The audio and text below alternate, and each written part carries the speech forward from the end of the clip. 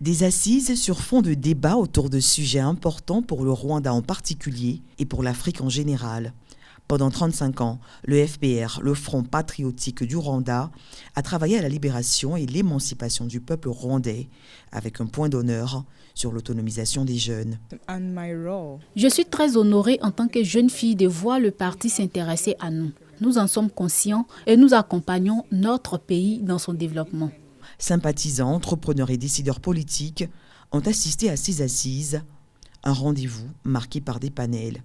Divers sujets ont été abordés, bonne gouvernance, leadership, lutte contre la corruption et les futurs défis de l'Afrique.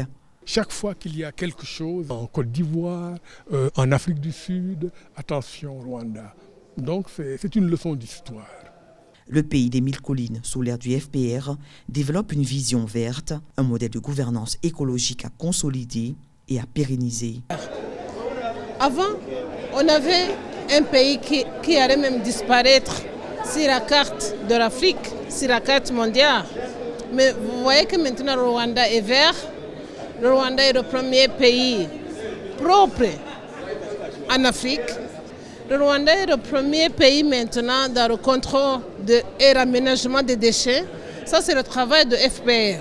Le FPR a été fondé en 1988 avec l'ambitieux programme de faire passer le Rwanda de la libération à la construction d'une nation, une transition loin d'être un fleuve tranquille. Il y a une vingtaine d'années, un moment où vraiment la question de la gouvernance s'est posée.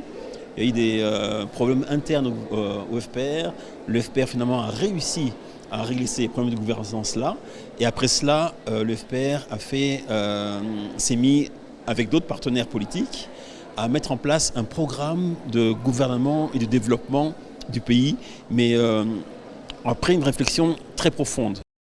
Si tous s'accordent à saluer les prouesses réalisées par le Front patriotique rwandais en faveur du peuple, le parti de Paul Kagame s'attelle à poursuivre son action pour un Rwanda, modèle d'espoir pour l'Afrique et le monde.